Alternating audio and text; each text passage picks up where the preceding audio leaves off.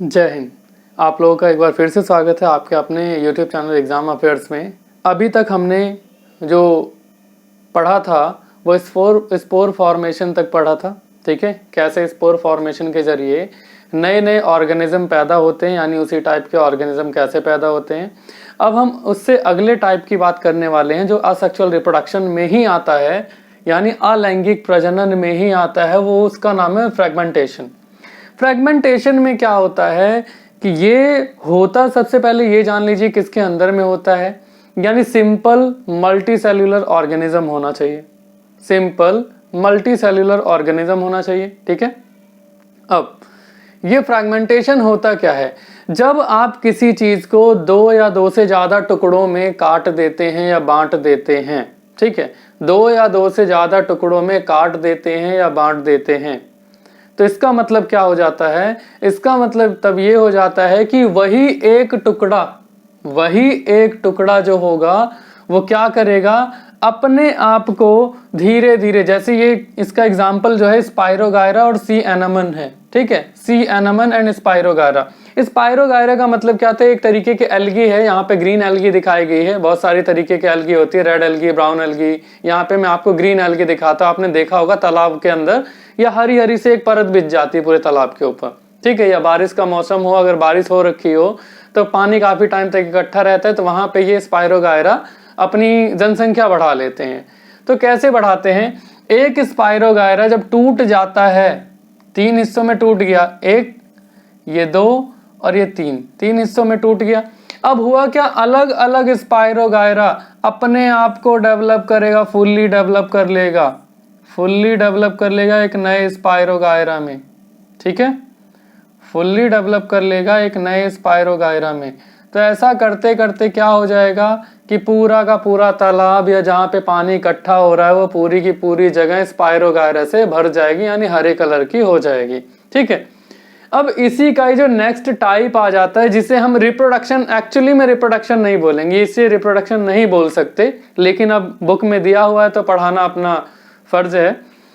ये रीजनरेशन, यानी किसी भी पार्ट दोबारा, यानी कोई सा भी पार्ट जो है ना दोबारा से जनरेट हो रहा है।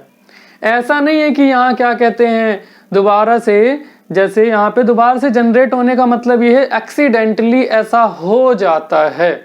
जैसे आपने अपने घर में छिपकली का देखा होगा, कभी छिपकली की पूंछ जब कट जाती है तो धीरे धीरे छिपकली की पूंछ आ जाती है, लेकिन ऐसा तो नहीं है ना कि पूरी पूरी छिपकली आ गई, नहीं होता ना। तो यानी कि इसको हम रिप्रोडक्शन नहीं बोल सकते पूरी तरीके से।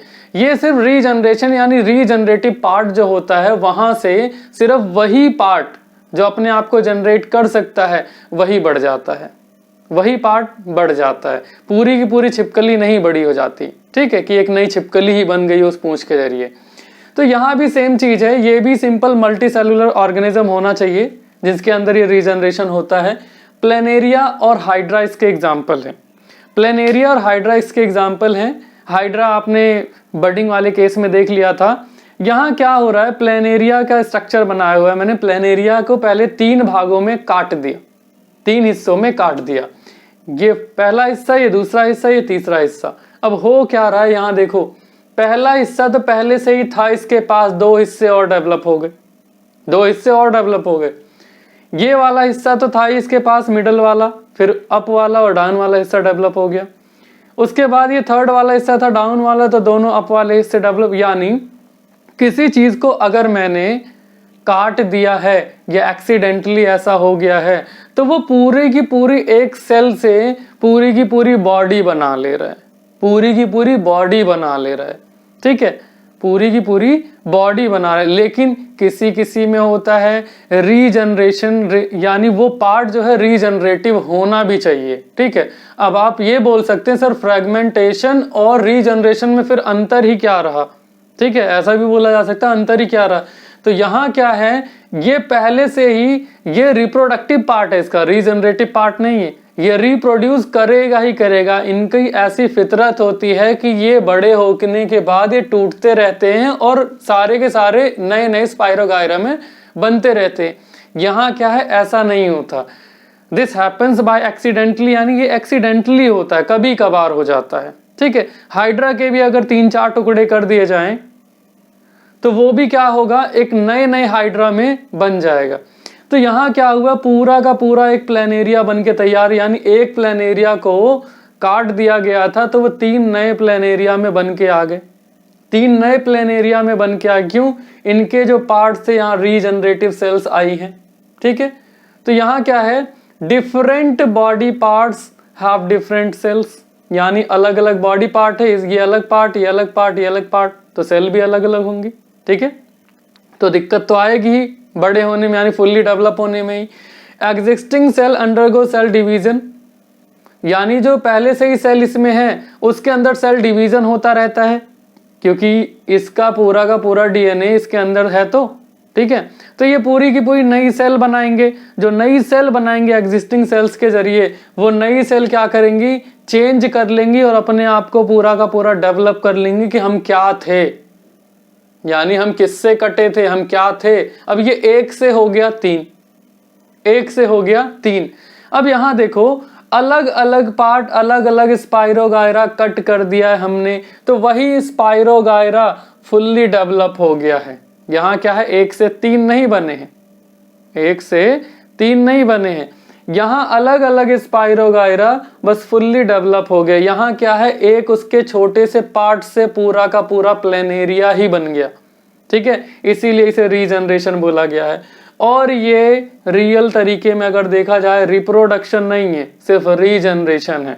अगर इंसानों की बात की जाए, यानी हम ह्यूमन की बात करें, तो हमारी बॉडी पार्ट्स में जो लीवर है, लीवर रीजनरेट कर जाता है। जब भी हम बोलते हैं कि हम लीवर किसी को डोनेट कर रहे हैं, तो डोनेशन में एक छोटा सा हिस्सा ही लीवर का किसी को डोनेट किया जाता है, क्योंकि लीवर के अंदर रीजनरेटिव सेल्स होती हैं, ये अपने आप को दोबारा से जनरेट कर लेती हैं, अपने आप को दोबारा से जनरेट कर लेती हैं। जैसे चूहों की पूंछ होती है, पूंछ कट जाए तो चूहे की पूंछ दोबारा से आ जाती है, लेकिन स्पाइरोगायरा की तरह नहीं, पूरा का पूरा चूहा ही बन जाएगा।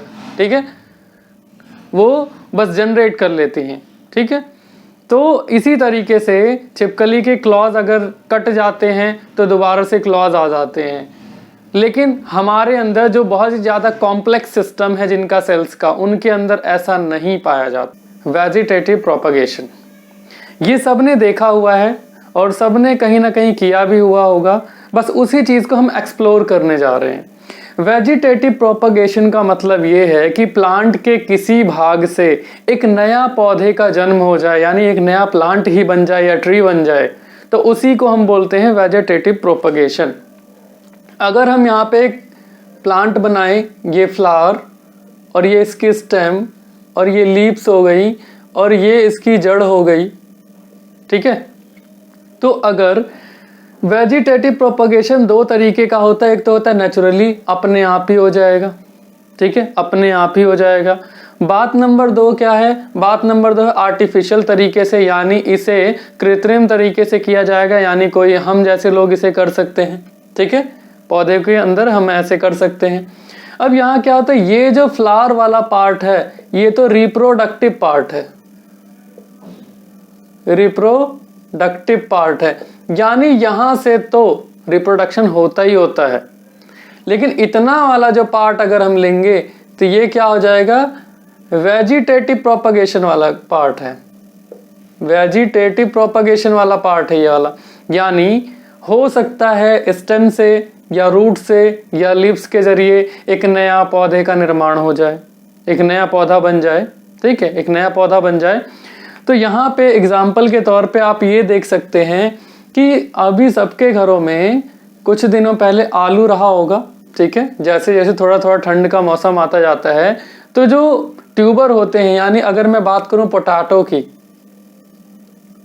की बात करूं तो आलू के ऊपर छोटे छोटे बर्ड्स आ जाते हैं। ठीक है, छोटे छोटे बर्ड्स आ जाते हैं अपने आप ही, इसे कोई लेके नहीं आता है, ये अपने आप ही हो जाता है, इसलिए नेचुरल तरीके से है।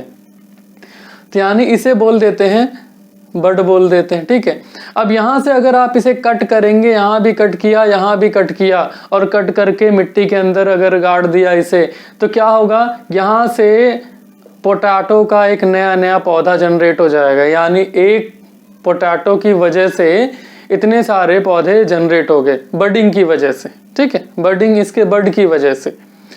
बात करते लीव्स की, बहुत सारी लीव्स ऐसी होती हैं जिनके ऊपर पहले से ही कुछ ऐसे बर्ड्स आने लगते हैं जो कि एक नए पौधे को जन्म देंगे, जो कि एक नए पौधे को जन्म देंगे। अब यहाँ लीव्स के जरिए ही एक नया पौधा बन जाता है। कई बार आप गांव वगैरह गए होंगे तो वहां पे देखा होगा एक पेड़ में ही कई तरह के पेड़ निकल के चले आते हैं, या ऐसा हो जाता है कि पत्ती के अंदर से ही अचानक से जड़ निकलने लगी। तो इसी चीज को बोला जाता है नेचुरल वेजिटेटिव प्रोपगेशन, यानी कि इसे हम नहीं कर रहे हैं, ये अपने आप ही हो रहा है, ये अपने आप ही हो रहा है। कई बार ऐसा होता है स्टेम के अंदर से, स्टेम की बात कर लें तो यहाँ से बड आने लगता है, और बड आने के बाद ये बहुत बड़ी सी ऐसे टहनी वगैरह बनने लगती है। ठीक है, ये अपने आप ही हो रहा है। ठीक है, अपने आप ही हो रहा है। तो इस वाले हिस्से को क्या बोला जाएगा? वेजिटेटिव प्रोपगेशन, जहाँ फ्लावर को छोड़ दिया गया, क्योंकि फ्लावर एक रिप्रोडक्टिव पार्ट है। ठीक है, उसके अंदर से तो रिप्रोडक्शन होगा ही होगा, लेकिन अलग से कैसे हो सकता है रूट, स्टेम या फिर लीव्स के जरिए, वो बातें मैं आपको बता रहा हूँ यहाँ पे। ठीक है, कई बार लीफ के ऊपर बड आ जाते हैं, बड आने की वजह से यहाँ से एक पौधे का विकास होना शुरू हो जाता है, यानी पौधा बड़ा होने लगता है धीरे धीरे, फिर पेड़ बन जाता है। सिर्फ किसकी वजह से हुआ? पत्ती की वजह से, यानी लीफ की वजह से। दूसरी बात, आर्टिफिशियल तरीके से कैसे होता है? ऐसा मान के चलिए कि आपकी गर्लफ्रेंड ने आपको एक रोज का फ्लावर दिया। ठीक है, रोज का फ्लावर दिया। अब होगा क्या, आपने रोज वाले टुकड़े को तो फेंक दिया कहीं पे। ठीक है, फेंक दिया, घर पे आए इसे फेंक दिया, और इतने वाले हिस्से को क्या किया, लेके गए सॉइल के अंदर, यानी मिट्टी के अंदर इसे दबा दिया। ठीक है, मिट्टी के अंदर इसे दबा दिया, इसे लगा दिया। अब होगा क्या, ये धीरे धीरे पत्तियां आने लगेंगी और ये धीरे धीरे एक बड़ा पौधा बन जाएगा। किसका? रोज का, रोज का। ठीक है, रोज का। ठीक, उसके बाद हम बात कर लेते हैं ग्राफ्टिंग की। ग्राफ्टिंग सम हाउ कटिंग और क्या कहते हैं मिक्सचर हो जाता है। मिक्सचर कैसे हो जाता है? मिक्सचर ऐसे हो जाता है कि अगर आपके पास एक, मान के चलिए कि आम का पेड़ है। ठीक, आम का पेड़ है, आम के पेड़ में आप चाहते हैं कोई और सा नीम का भी इसमें अटैच कर देते हैं। कि कई बार अभी आपने देखा होगा कि एक आदमी को गिनीज वर्ल्ड रिकॉर्ड में नाम दर्ज किया है कि वो एक ही पौधे में, यानी एक ही पेड़ में 20 तरीके के फल उगाए। कैसे उगाए? ग्राफ्टिंग के जरिए। वो फल उगाए उसने सारे के सारे ग्राफ्टिंग के जरिए। ग्राफ्टिंग के जरिए है क्या कि दो अलग अलग चीजों को, टू डिफरेंट टाइप्स की चीजों को अगर अटैच कर दिया जाए, यानी यहां से आपको करना क्या है, यहां से किया कट, और कट करने के बाद एक दूसरे पौधे की स्टेम लाके, लेकिन कौन सी स्टेम? जो वेजिटेटिव होगी, यानी जहां से प्रोपगेशन हो सकता होगा। ये नहीं कुछ भी लाके आपने अटैच कर दिया और हो गया, ऐसा नहीं होता। दूसरे पौधे की स्टेम लाके यहाँ पे अटैच कर दी। उसके बाद ये क्या होगा कि एक ही पेड़ के अंदर दो तरीके के फ्रूट्स या दो तरीके की पत्तियां निकलनी शुरू हो जाएंगी। और ये बहुत सारी जगह पे किया जाता है जहां पे आपको पूरा फुल एक पेड़ डेवलप करने की जरूरत नहीं पड़ेगी। आपने आम का पेड़ लगाया, आम के पेड़ के लगने के बाद फिर दूसरा नीम का पेड़ लगाया, नीम का पेड़ लगे बड़ा होगा तब जाके निमोली वगैरह उसमें आएंगी या नीम की पत्तियां आएंगी ढेर सारी। तो आपने क्या, आम के पेड़ में ही नीम का एक टहनी यहाँ पे लगा दी और ये टहनी भी साथ में डेवलप कर गई, यानी आम के पेड़ में नीम का पेड़ दोनों मिक्सचर हो गया।